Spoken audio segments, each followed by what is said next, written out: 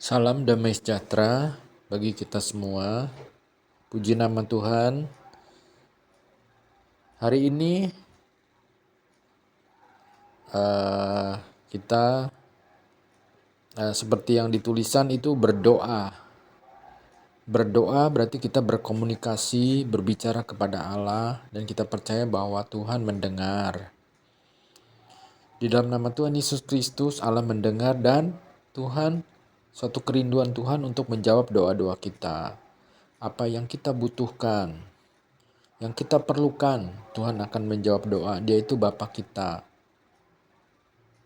Tuhan mengibaratkan kita seperti domba, Tuhan itu gembala. Tuhan akan membawa domba ke rumput yang hijau, air yang tenang. Berarti Tuhan memberikan makanan bagi kita, minum kita, apa yang kita minum, makan, pakai. Secara jasmani Tuhan akan memberkati kita. Lalu perlindungan dari enemy, dari musuh pun Tuhan melindungi. Seperti gembala yang melindungi domba dari serigala, singa, maka gembala yang agung Tuhan Yesus Kristus juga akan melindungi kita. Dalam berdoa kita berbicara kepada Allah, doa D-O-A, D didengar, O oleh A Allah, didengar oleh Allah. Nah tentu dalam doa pun kita harus mendengar jawaban dari Tuhan. Jadi ada komunikasi dua arah. Apa yang Tuhan mau, apa yang Tuhan kehendaki, lakukan. Ya, kita percaya cara Tuhan, kita percaya jalan-jalan Tuhan itu selalu lebih baik daripada cara-cara manusia. Apa yang manusia pikirkan serba terbatas. Kalau Tuhan caranya luar biasa, ajaib, penuh mujizat. Jadi perlu iman percaya kepada Allah. Di Alkitab juga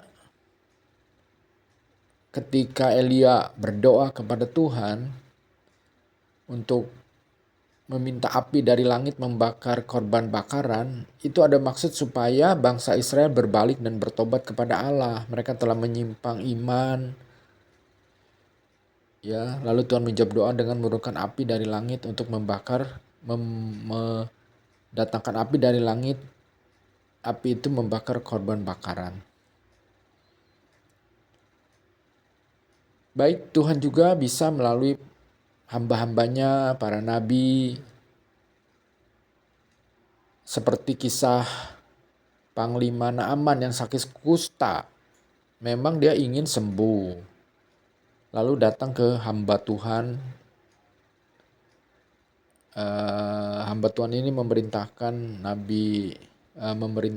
Naaman untuk mandi di sungai Yordan 7 kali.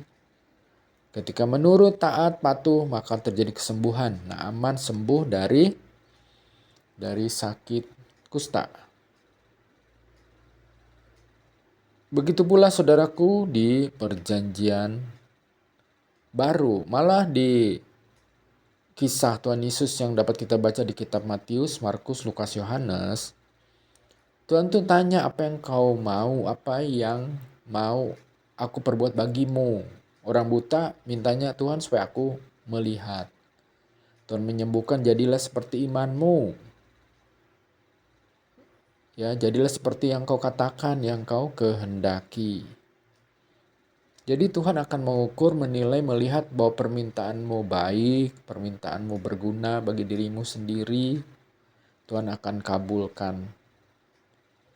Itu mengenai doa. Yang kedua tentang mengucap syukur. Nah ini mengucap syukur adalah mudah ketika kita senang, happy, semua terpenuhi, tercukupi. Tapi ketika dalam keadaan susah, sedih, berduka, bisa nggak kita mengucap syukur? Dengan hati yang bersyukur, kita akan mengalami damai sejahtera Tuhan, bahagia, percaya bahwa Tuhan mempunyai rancangan masa depan yang indah, yang cerah. Kita tidak melihat dari awal sampai akhir karena kita terbatas hanya lihat sesaat atau dalam jarak dekat, tapi Tuhan melihat jauh ke depan. Bisa berbulan-bulan, bertahun-tahun kemudian. Ya, karena itu miliki hati yang bersyukur. Dengan bersyukur itu akan menjauhkan kita dari persungutan, dari ngomel-ngomel, ketidakpuasan, dari pikiran negatif. Kita katakan saja, Tuhan, perisai yang kau alami, aku percaya engkau mempunyai maksud yang baik. Tuhan, kau bisa membuka pintu-pintu berkat lebih lagi. Tuhan bisa membuka peluang-peluang. Jalan-jalan Tuhan itu ajaib. Memang kadang jalan-jalan Tuhan tidak mulus, tidak selalu lancar. Tapi di tengah, di akhir ketika kita jalani akan mendatangkan damai sejahtera Tuhan. Miliki hati yang penuh dengan ucapan syukur. Tuhan menghendaki, firman Tuhan berkata, ucapkanlah syukur dalam segala hal. Itulah yang dikehendaki Tuhan bagi kita. Ucap syukur dalam segala hal, dalam suka duka, susah senang, dalam hal apapun ya, sedih, susah, nanti Tuhan akan mendatangkan sukacita, kebahagiaan. Jika telah tiba waktunya, menurut waktu Tuhan, kairos Tuhan, kita akan mengalami kebahagiaan. Jadi ingat selalu, terus berdoa kepada Tuhan, harapkan pada Tuhan, percaya pada Tuhan, lalu miliki hati, pikiran, segenap kekuatan kita untuk mengucap syukur, terima kasih Tuhan, kau baik. Tuhan mempunyai rencana yang indah bagi hidupku.